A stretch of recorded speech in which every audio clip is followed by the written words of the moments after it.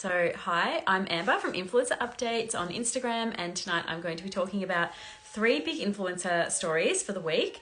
I have been very careful not to cover stories that were covered already this week by Outspoken Podcast. They covered a lot this week. And when I was flicking through the week's updates, I was like, wow, that rules out a lot of stories. But I find that they do such a good job of covering the story in detail that there's no point me doubling up, if that makes sense.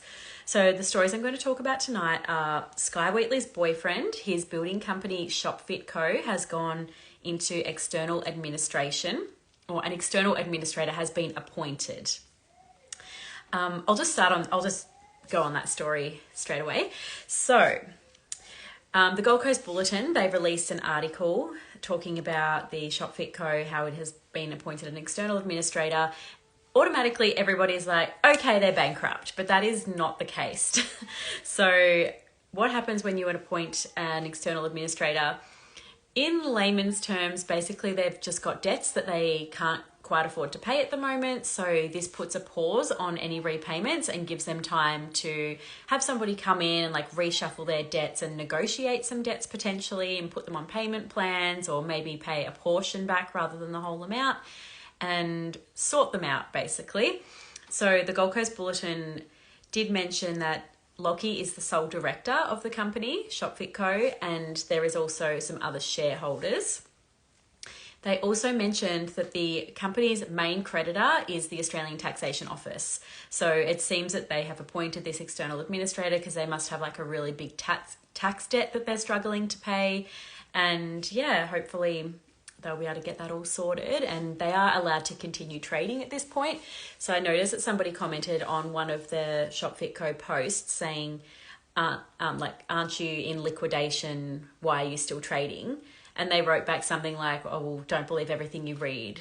That's not true. Like, we are still allowed to keep trading because, yeah, they are not in liquidation. That is not what's happening. Liquidation is when, like, you sell all your assets and, like, liquidate the company, like it disappears kind of thing. You sell everything and pay everything off and that's all gone. But yeah, they're not doing that.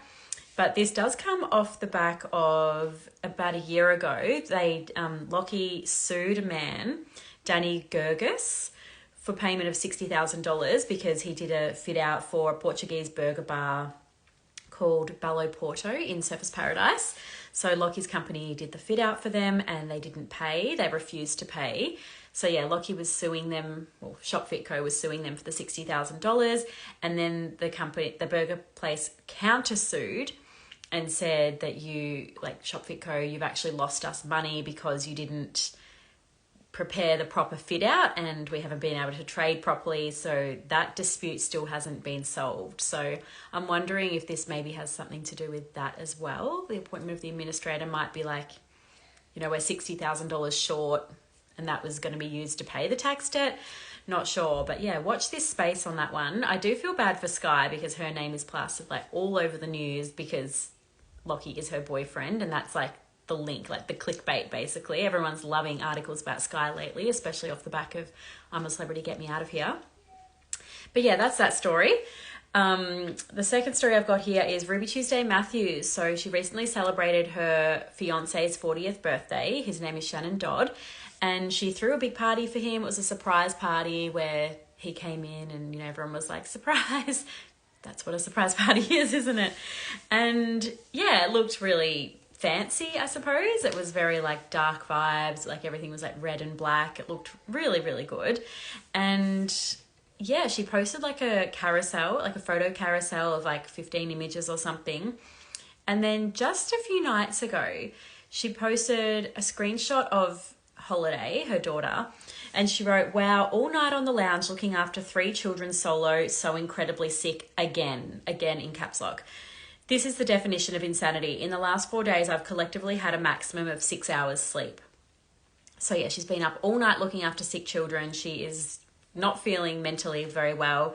And what she has done is she's gone back to the 40th birthday carousel and she has removed all of the pictures of Dodsey from that carousel, and then also it turns out she archived a dedicated reel, which was like a photo of the two of them just like canoodling and stuff for his 40th birthday, like kissing and cuddling. But she has since, like today, she has since unarchived the video of her and Dodsey canoodling.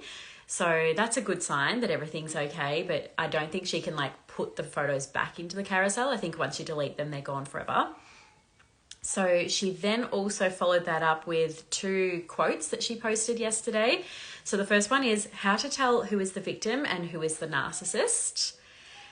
And the other one is sometimes people pretend you're a bad person so they don't feel guilty for how they treated you. So yeah, this is all very telling about their relationship. I guess also watch this space on that one. But in other Ruby Tuesday Matthews news this week, she posted a video of herself catching a train in Sydney, and she wrote that she's now 31 and it's the first time she's ever caught a train in Australia. So I thought that was quite interesting. I catch trains in Australia quite a lot because I'm in Geelong and there's a train to Melbourne and it's very convenient, but I guess the public transport in where she lives in Byron Bay is maybe not trains. I don't know, but I just found that very funny that she hasn't caught a train before in Australia. I assume she has overseas from the post, the way she's written that post. And then other news that she's written this week is she got on her stories and she did like a big chat about ADHD and autism, and she shared that she in fact has been diagnosed with both ADHD, which she has previously stated, but also autism. So that is news to us as followers. She's explained that like it appears to a lot of people that she has depression or anxiety, but for her it's not that deep. It's just like an autism trait of hers, and it's a lack of being able to regulate her emotions. So she also said that she was apprehensive with sharing that with the public because she was worried that brands wouldn't want to work with an autistic person, but she is now ready to share and wants to like, I suppose, spread awareness about it and, see if anyone else has it and maybe can relate to her. So I think that's really good because yeah, like ADHD is definitely like a trend at the moment. Everybody's sharing that they've got ADHD, and I think that maybe autism might be a new trend. Like it's probably a lot more common than we realize. And I think that she also mentioned that some people might be misdiagnosed. Like ADHD seems to be the diagnosis for a lot of these things, but maybe it's actually autism. So yeah, it's probably more common than we think. And the third update I'm going to go over tonight is Allanah Harris. So she is from the Harris family. She's got 1 million followers on TikTok and I'm not sure how many on Instagram, but she has recently had, I suppose, her 5th child. She did have a stillborn child a few years ago, a daughter. So this is her 5th child, including that child. And yeah, her name is Daisy, her most recent child. She's about 1 year old, and she has recently been very unwell. And I might just give a bit of background on Allanah Harris first. So I did some Googling of Allanah Harris today, and there's a lot of reasons why she's been in the news over the years. So yeah, firstly, her stillborn baby that made, headlines. I suppose it's a weird thing, but yeah, it made headlines in Australia, mainly like Daily Mail and things. She was very open about sharing her story and, how she grieved from that, and she's still grieving to this day. So she's, very open about all of that. She also has made headlines over the years for one of her pregnancies where she had a very small baby bump. So even like at 8 months pregnant, she just looked like she'd had a big meal. So yeah, that was interesting. I didn't follow her back then, so that was very interesting to see that story come up in the news. And then finally, there was another interesting news story that she gave birth to one of her sons, and then she got an IUD, which is the thing that's inserted. And then she actually fell pregnant immediately again, even though she was on that contraception. So yeah, that was a bit of a funny one. I didn't even know that was possible. I suppose there's always accidents that can happen with these contraceptives. They're not foolproof, but yeah, that was a pretty interesting story. But yes, unfortunately, her youngest daughter, Daisy, she's been very unwell recently, and there was one point where she was sleeping for 23 hours a day. She was only staying awake for 1 hour. And Allanah was like advocating for her and, saying something is wrong. And they were saying she just has epilepsy. And she was like, it's not just epilepsy. Like, it can't be, there's something really bad. So she's been in hospital again recently, and she's been diagnosed with tuberous sclerosis complex. And that is a rare genetic disease that causes non-cancerous tumours to grow in the brain and several areas of the body, including the spinal cord, nerves, eyes, lung, heart, kidneys, and skin. So her brain, unfortunately, is covered in tumours, with one nasty one on the frontal cortex. So there was a point in hospital recently where Daisy was actually asleep, or I think comatose maybe, for 100 hours. So they actually couldn't wake her, like even by shaking her or anything, like they could not wake her for over 100 hours, which is just so terrifying.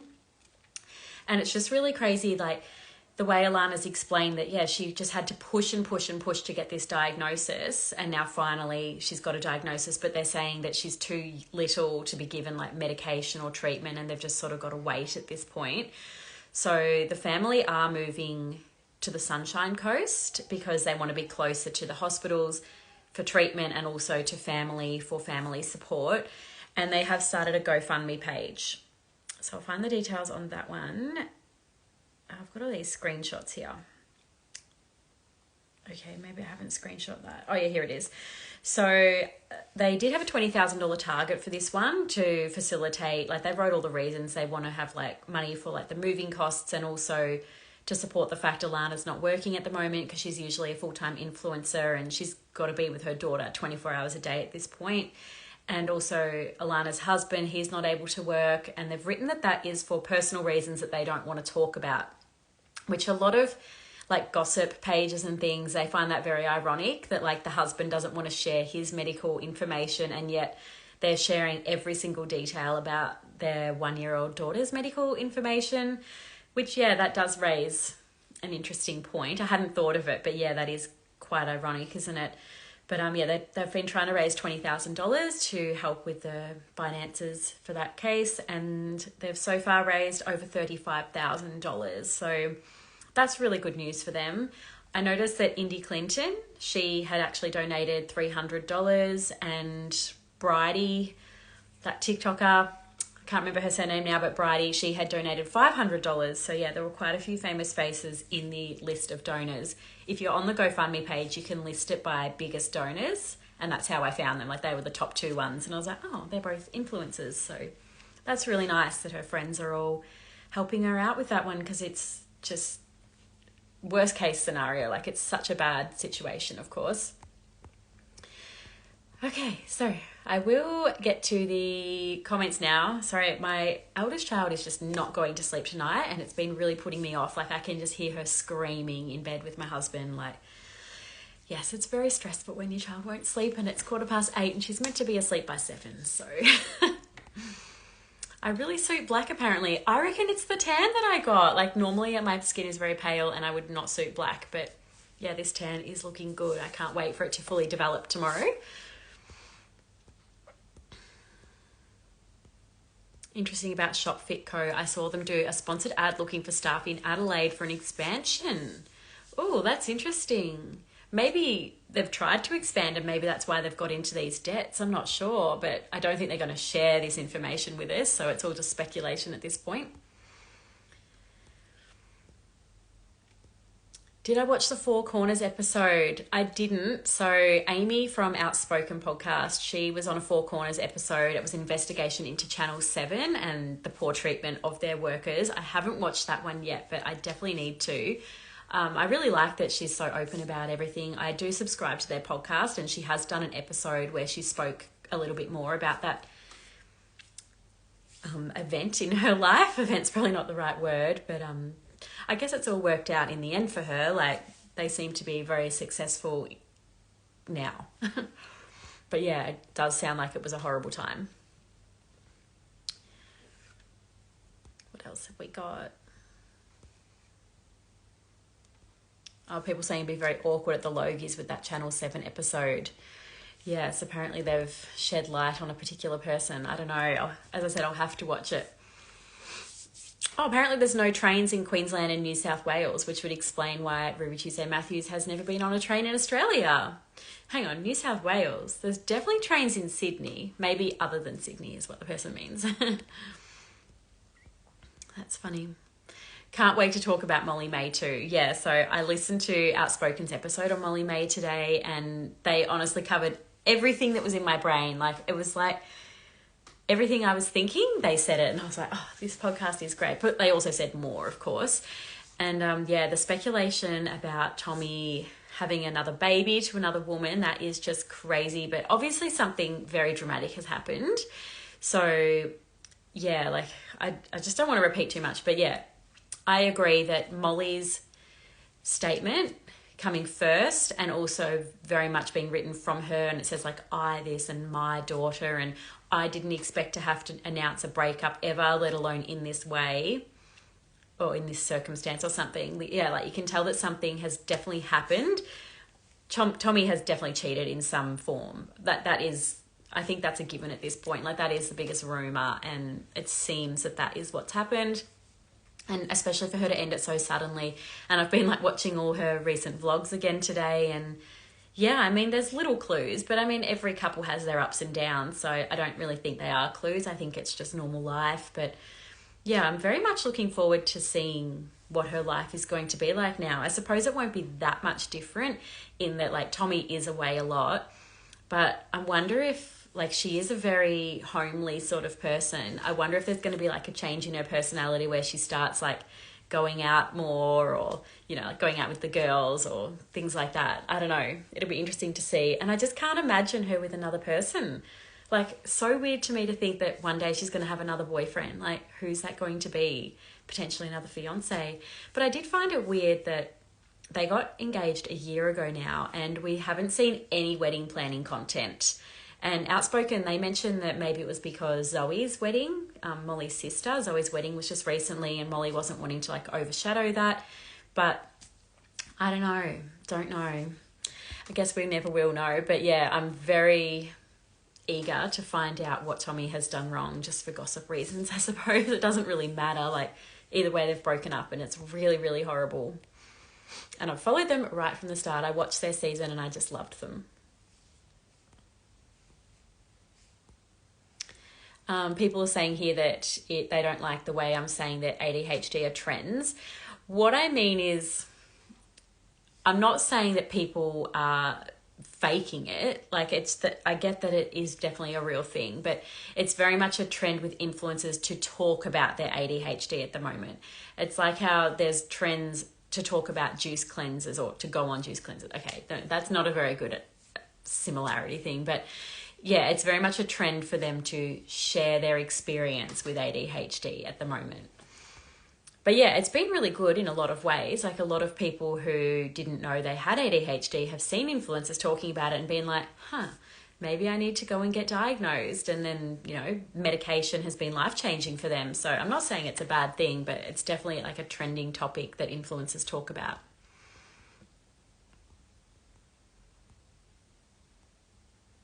Yeah, someone here saying they thought I meant trends as in an increasing trend of diagnosis. Yep. I'm not saying people are pretending to have it to be cool. Like, yeah.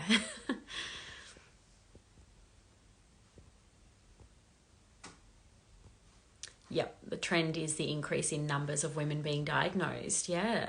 It used to be known as like a naughty boy sort of mental health issue, but now it's very much a everybody thing. Like, it can affect anybody and everybody. And it's very much normalised now, which, yeah, is a good thing. And I'm thinking that maybe Ruby sharing her autism diagnosis, that could be the start of normalising autism as well. Because I don't know, like, what is the general consensus about autism at this point? Like, she was saying herself that she was worried if she came out sharing that people wouldn't, like, brands wouldn't want to work with her. And that's horrible that she would feel that way. And I hope that's not true. But yeah, maybe at one point people used to feel that way about ADHD, and it's really good that it's now normalised. Oh, someone's asking, who is Molly May? That is interesting. She is the UK's #1 influencer, apparently. She's got like 7 million on Instagram or something like that. But she is an ex-Love Islander, although she doesn't like to be associated with Love Island anymore because it has been 5 years. But yeah, she is a UK influencer, and she is pretty much the only non-Australian influencer that I talk about on here. I once did a poll where I asked if people want me to talk about her as well as Australians, and people said yes. So that's why she's my exception.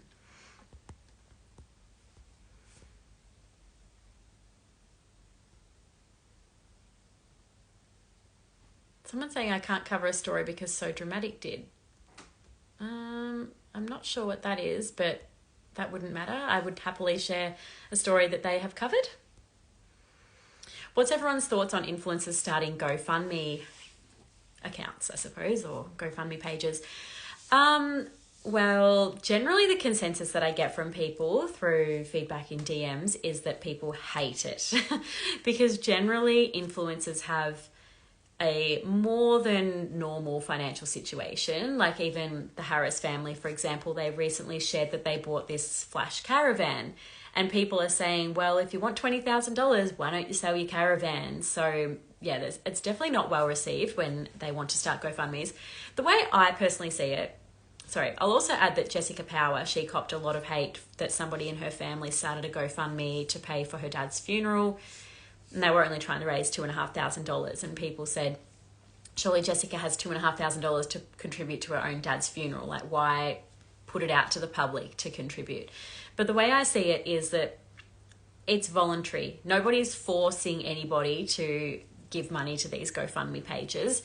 It's one of those things where, like, if something happens to someone you know, maybe you want to contribute financially to, like, help them or whatever. And I suppose when it's an influencer, you feel like you know that person. So like they are sharing it with you saying, well, you know, thank you for all being there for me. If you would like to financially support me, here is a page. But yeah, I can see that it does come off quite ironic when like the reason they even have their job, they have their position of power, I suppose, is because of us as followers. So like people sort of think, well, isn't that enough that we're following you, we're supporting you, and now you're wanting money off us, like more money off us for a GoFundMe? But yeah, people are generally not a fan at all. This person saying they dislike GoFundMes across the board. So I suppose that's even with normal people.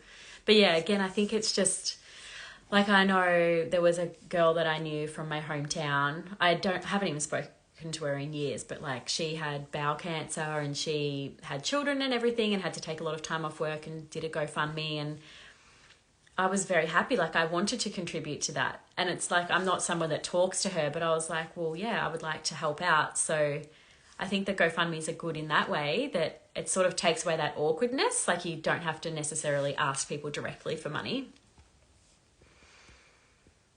Is your husband attending your daughters? Yes, he is attending his daughters.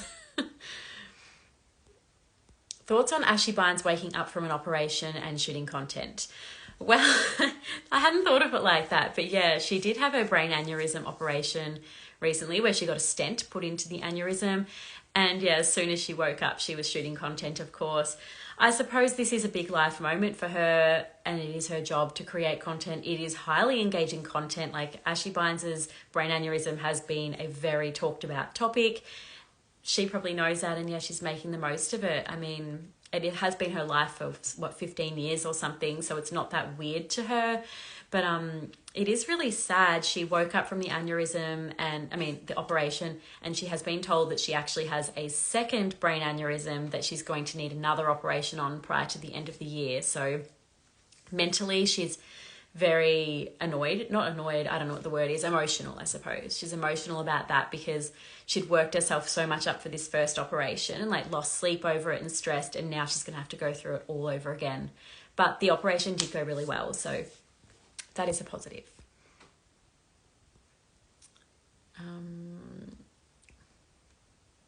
She legit set up her camera, went and sat on the hospital window and filmed herself staring off into the distance. I actually did laugh at that. Yeah, I sent that one to my sister. I was like, did she set up a tripod to film this in her hospital room? I was wondering, like, imagine if someone walked in, like one of the nurses. I suppose she'd just pretend it wasn't there. But yeah, that was quite funny. I am trying to find an Aussie DJ that was big on TikTok. She was blonde, performed/created a song for the Yes Vote, and also tried to go overseas a few times to secure a manager/record label. I don't know. The only Aussie DJs I can think of are DJ Tiger Lily and Havana Brown, but it wouldn't have been them.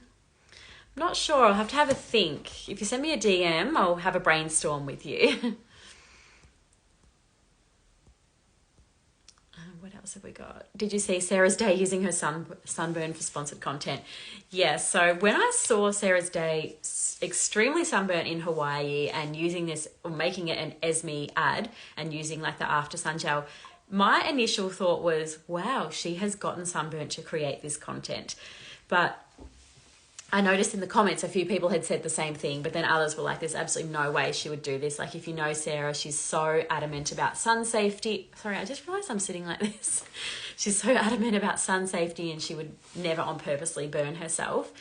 But yeah, it was, I guess she's an opportunist in that she took advantage of a bad situation. Like, she made an opportunity out of it. But it was quite weird. I think more weird though was, the complaining about the coffee. So she spent over $20,000. I googled the prices and it was over $5,000 per person return from Sydney to Hawaii. So she would have spent $20,000, unless that was one way, maybe it was $40,000 on business class flights for the four of them. And I think they went to Hawaii for 5 days. Like, looking at the times of the posts and things, it looks like they went to Hawaii for 5 days.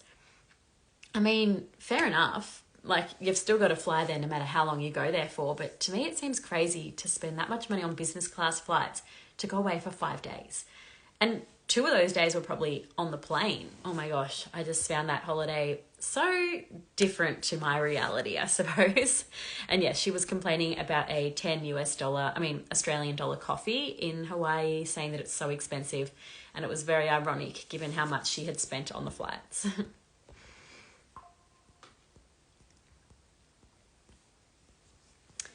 Lucy Jackson is one that talks about her ADHD all the time and makes it sound super trendy to have it by the way she talks about it.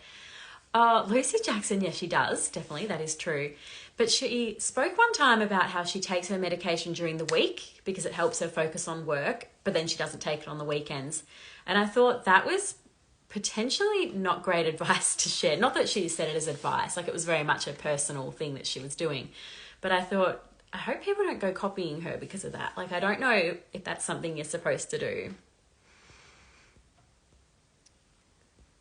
What do you think of Ray Gunn? So obviously everyone knows who Ray Gunn is, the Australian breakdancer, and I have watched her video quite a few times and I just think I can't help but laugh. And I love looking at like the people's reactions in the backgrounds because they're all so serious and like they are giving it the respect that an Olympian deserves.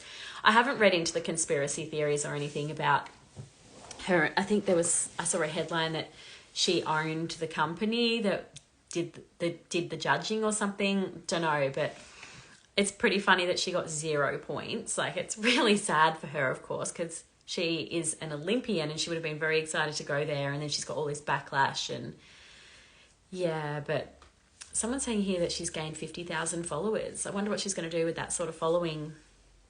We'll have to wait and see there, won't we? M. Davies totally switching her platform to mummy vibes. I'm here for it. So cute.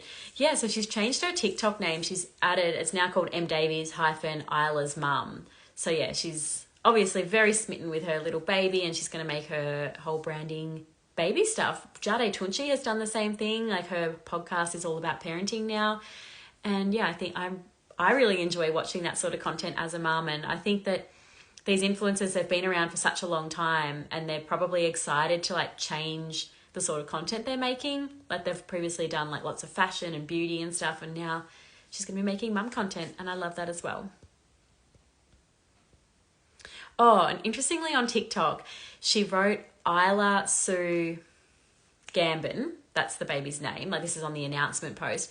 And TikTok must have thought it was Spanish or something and has translated it. And now the caption says Sue Gambin Island. And I fell for it and I thought that she had written the caption, Sue Gambin Island. But it turns out, yeah, TikTok had automatically made that caption. And yeah, I was like, Isla, an island. Yeah, like it must be short for island. Like that must be where she got the inspiration for the name. But no, that was fake news. It was just that it's Spanish for island. Oh, someone's saying here that, yeah, rich people go and have lunch in France and come back in 2 days. That's basically what Sarah's day did.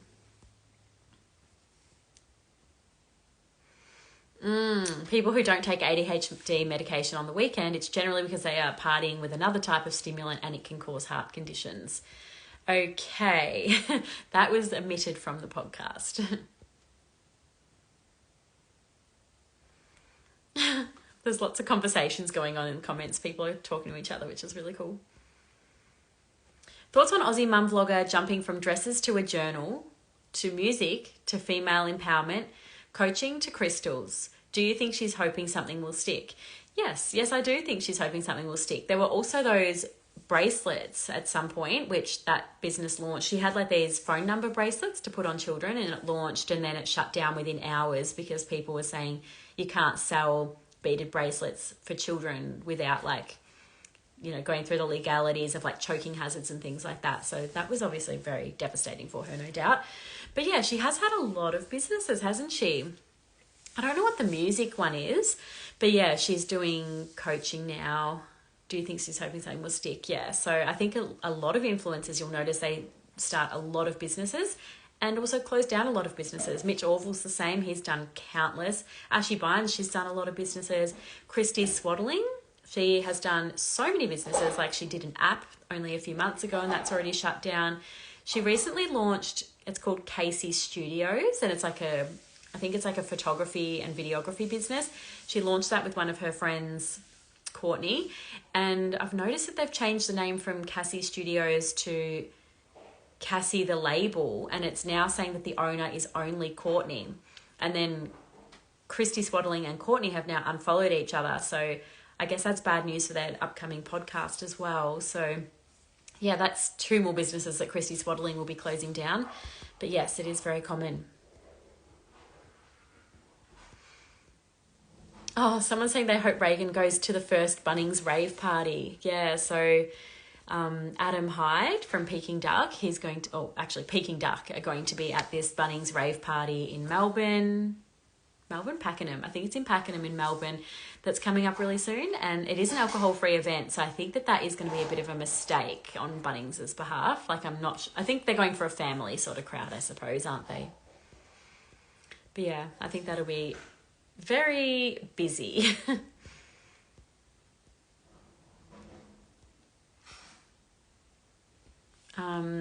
M. Davies again. So many of her videos said how the baby was unplanned and seemed like an accident, but I'm so happy she's obsessed with her new baby. Yes, that is so true. And she also seemed a bit oblivious to the difficulty of having a baby. Like her and Lily were saying, oh, they can't wait to take the baby to Paris. And I'm like, yep, that's going to be not as fun as you think it might be. But hopefully she'll be one of those people who loves traveling with her baby. Like my sister travels with her baby all the time and that works really well for her. What else? I think that's everything. So if I did miss your question, please send me a DM, and thanks for all tuning in. I'll put this on YouTube, of course. If you're not subscribed, make sure you do, because you will not regret it, even if you lose $4.49, and that's the biggest mistake of your life. Like, it's $4.49. I promise you will not regret it. All right, well, thank you all, and I'll talk to you later. Bye.